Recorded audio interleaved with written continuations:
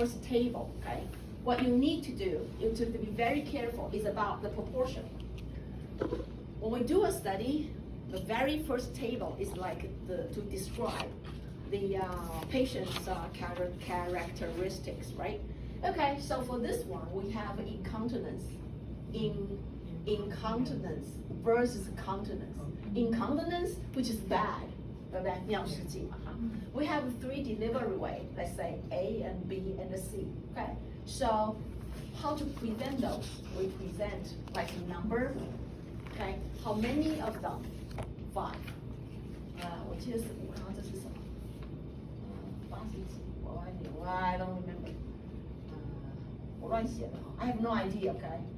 Okay, so first of all, you present the frequency. You have no problem at all. But next one is the percentage. What is the percentage? Think of that. See, if now you are going to deliver a baby, okay? But you are considering like C-section, the elective C-section. Elective means that you pick up a day and go there, have your baby, right? Elective C-section. And I don't remember what A and B is, but anyway, A is vaginal delivery, and B is emergent. Emergent, that means the mom she plans to have a natural vaginal delivery, right? But he just found, oh, oops, she couldn't do that, so she has no choice, then got the emergent C-section. So in your mind, for the vaginal delivery and the C-section, which one are you going to use to deliver your baby? If the doctor tells you that, oh well, the delivery methods are correlated to incontinence, they are related, what question will you ask?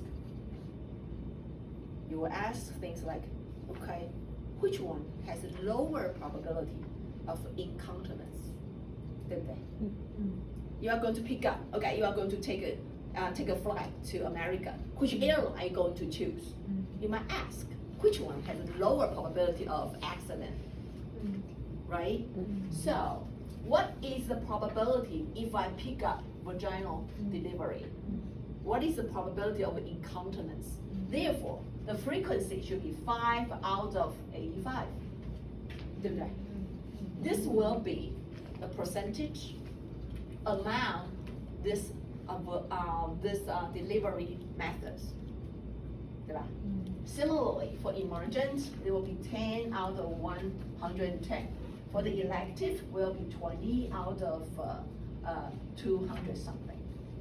So, the first idea will be, it looks like the elective C-section has the lowest proportion or probability of incontinence, right? And then the vaginal and the emergent, both of them looks very similar. This is a true study. And the purpose of this study is to provide an evidence saying that exactly if you choose C-section, you have a lower probability of getting incontinence. However, if you choose the C-section, it's the emergent C-section. Then the probability of incontinence is exactly same or similar to vaginal delivery. Because what? Because when that is called emergent, which means the contraction or everything just stop contraction things. 我不知道怎么去形容那个。So it says that if you want to lower or minimize the risk of incontinence, you should just pick up elective C-section at the very beginning. Do not wait until emergent. That is the idea of the study. And this study got published. This is very interesting. Very interesting. So the percentage shouldn't be like, oh, overall 300, how many in the cells, or the percentage, like sum up equal to 100. No, it's this way, okay? So when you present the data, you have to think what the readers want to know. The reader want to know the risk of incontinence for different delivery methods, okay? So the percentage should be the risk of incontinence at 3 different groups. 可以哈 Okay. Then you have to explain. It's like, oh, how about mother's age? How about blah, blah, blah? I mean, are they related to incontinence or not? Okay, you have to give me the detail. It's like writing a section of a result. 所以有些人是没有写解释的哈，比如说谁家抗力，对不对？好，你们两个呢，我是改一份之后，我就知道差不多了，感情都好啊。Which means they are very nice couple. I mean, they help each other. They talk to each other. They are not in quarantine. Okay. They didn't keep social distancing. Okay, now, 这是第一个哈。How about second one? 第二个是什么 ？Modeling. Oh, logistic regression. 4号。Okay, the second one is about the logistic regression. What is the program for logistic regression? 应该没有吧 Okay, for logistic regression, first one is that when you do logistic regression and you have a categorical variable like a CS1. CS1 means and delivery methods, right? Okay, CS1. We have 1 and 2 and 3 denote the 3 different methods. Then when you run the SPSS, it will be like 0, 0, 1, 0, 0, 1. So you have to be very careful about what is CS1 and the CS1 and the 1, CS1 and the 2. What does that mean? You have to figure it out. Otherwise, you will get your table totally messy. 这是第一个 Especially for categorical X, you have to be very careful. Okay, 这是一个 And then for the logistic regression, for any regression model, first one, if we have X1 until X5, if I have 5 covariates, you can put them all together in the model. And then pick up the one with the largest p-value. You know what I'm saying? If I got the model, X1, okay, I have beta 1 hat and the beta 5, okay? I have the p-value like 0.01, 0.002, 0.089, 好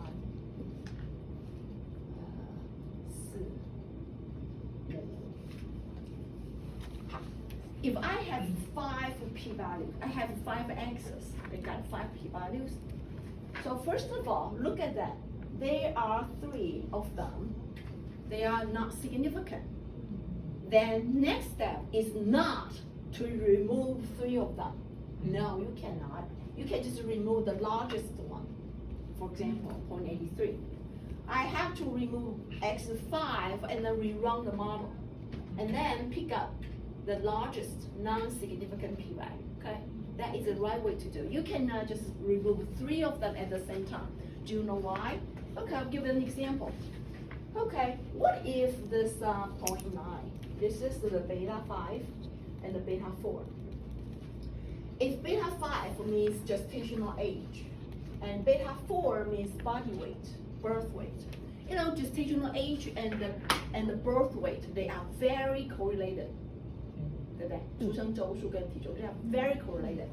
If you put them both, they are not significant. And then you say, okay, I'm going to remove them. You're going to be in big trouble. Because if birth weight or gestational age, they kind of related to your probability of incontinence, for example. It's impossible, right? But anyway, just put it this way. Probably, okay, those 2 p-values, this one's large, right? It's larger.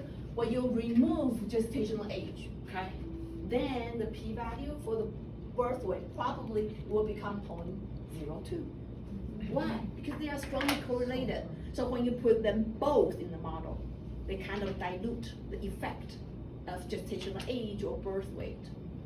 So that's why 那个临时抗力 you cannot remove 2. 你是你们吗？是你们两个吗？是，没错哈。对。但是是后面的问题是吧？对。Anyway, so that's just the concept for regression model. You have to do it once at a time. Okay, one variable at a time. 好，so this is the So this is modeling. You just have to remove one variable, which is not significant with the largest p-value. Just remove one by one. Okay, then what else? What else? 你们那个我有写什么 comment 啊？ the interpretation of the table. Okay, there's an age, right? And I remember the odds ratio is 1.08 something, and the p-value.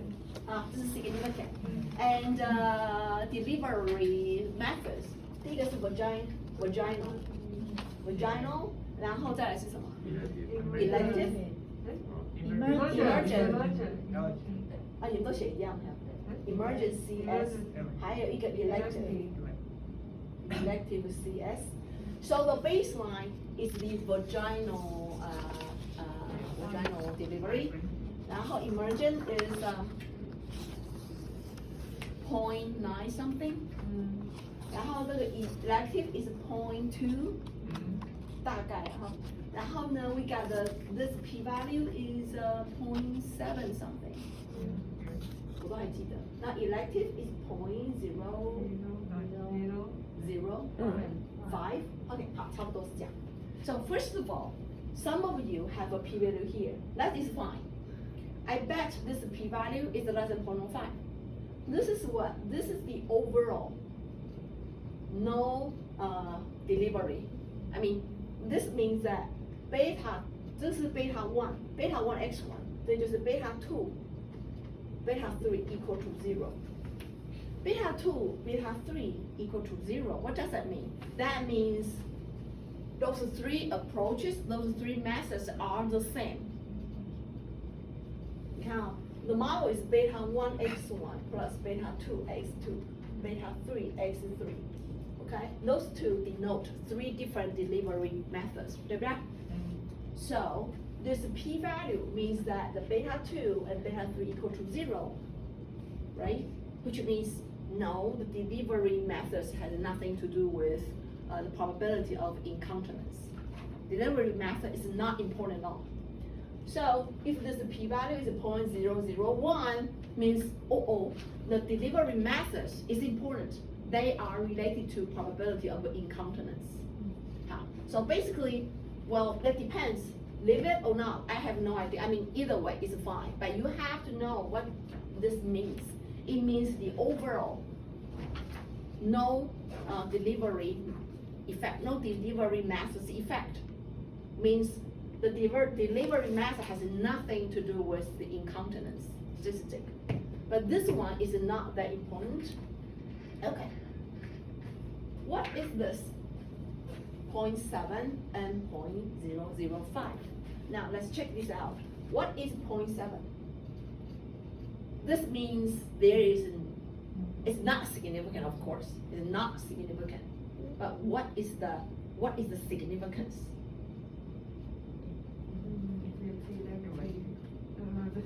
What does this mean? It's not significant and reject the null hypothesis. So what is the null hypothesis then? The null hypothesis is the beta 2 equal to 0, right? So it says that, okay, beta 2 seems to be equal to 0 because we do not reject the null hypothesis. That. This p-value 0.7 means there's no difference between what? Between emergency section and vaginal delivery. Because vaginal delivery is the baseline, right? Which means it's the same. Which means the probability of incontinence given those vaginal delivery is similar to probability of incontinence for those with emergent C-section. And then how about elective one? Oh, it's very significant, right? Not just significant. The odds ratio is less than 1. Less than 1, which means the elective C-section has lower or higher risk of incontinence. Lower, right? Because the odds ratio is less than 1. So do not try to interpret like 0.2 times or 0.95 times, never. Because this is as a ratio. The ratio is the odd. The vaginal delivery is the baseline, okay? So like 0.2, which means in elective C-section, the odd of elective C-section is like 0.2 of that odd from vaginal delivery. I mean, it's just too much to say. So do not try to interpret that 0.98 or 0.2. Just say that the woman with elective C-section has lower or has significantly lower risk than vaginal delivery. And then with parenthesis, the odds ratio equal to 0.2 and the p-value. Okay, we always present odds ratio first, and then p-value. Okay, don't do it vice versa. Odds ratio is more important, and so that also provide an evidence that the emergency section, you do not gain any good stuff from emergency section, even though that's a C-section. But this woman has the same risk of incontinence with vaginal delivery. 即使如此 I have my 3 kids my natural way. So I have very high risk of incontinence. Hopefully not. So that is the study. So some of you say things like the risk is 2 times. It's not exactly like risk. There's no such risk. You can say higher risk, lower risk, but do not say that like 0.2 or 20% or 1.5 times of risk. No, it's the odd. It's the odd. It's the odds ratio, right? So that is the odd, the ratio of 2 odds. Okay, so you have to be sure about understanding the whole question about this one, because your qualification exam will include an odds ratio things, a logistic regression. You will. And that it will be in class, okay? So you have to be, it's an open book, so you can bring anything you have. Anything, but not including husband, no. Anything which are dead, okay? No life thing for the open book exam. Okay, so we have to be very careful about the interpretations of the odds ratio. 很重要. Okay, so that's it. How about the next one? The next one, 对吗? Next one 是那个 birth weight. The birth weight. The birth weight is a continuous one, so this is just a mu equal to alpha plus beta 1x. Okay. The very first one question I say regardless of interaction. Regardless of, which means I do not care about the significance of interaction. All I want you to write down is that 2 equations. Okay? Because when we have interaction, we have beta 2x2 and beta 12x1 times x2. I just want to make sure you understand the concept about interaction. So what we have is that for those with steroid, okay, it's alpha plus beta 1x1 plus beta 2x2 plus beta 12 times 哪一个是哪一个 x2. Let's say x2 is steroid 1 or 0 with steroid user and non-user. Okay, so for users you plug in x2 as 1 in it times 1 and beta 12 times x1 times 1. I just plug in x2 as 1 and this equation will become alpha plus beta 2 plus beta 1 times beta 112 times beta x1. And for those non-users, steroid non-users, I just plug a 0 in. So there will be alpha plus beta 1x1. So what I expect to see is two equations, one for steroid users, one for non-users, and you will see two slopes. You will see two lines, right? One with steroid, one without steroid. So the purpose of doing this is that I expect you guys to get two equations and tell me, okay, for steroid group, the slope or the relationship between birth weight and gestational age?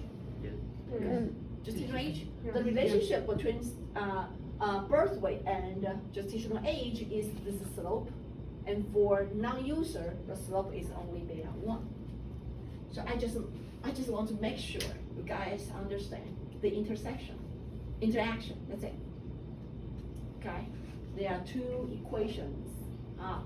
I know it's not significant, of course, but I just want to make sure you know this interaction.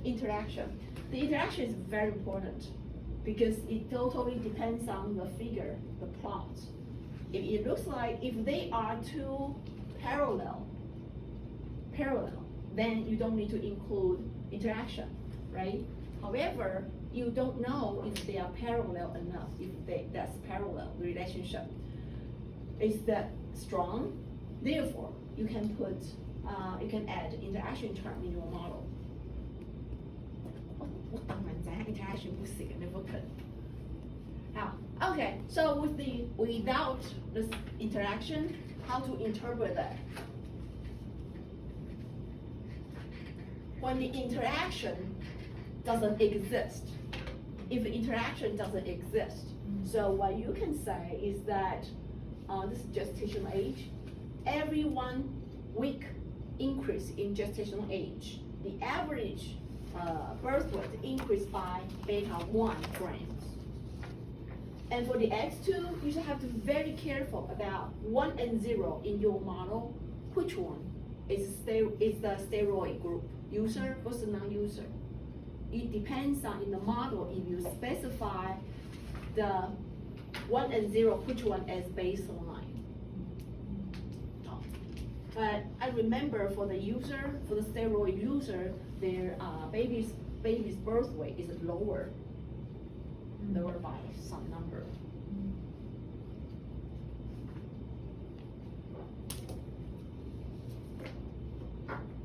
Any questions? 供吧，你要说什么吗？没有啊。哦，你在录影哦，你回去还要怎么样？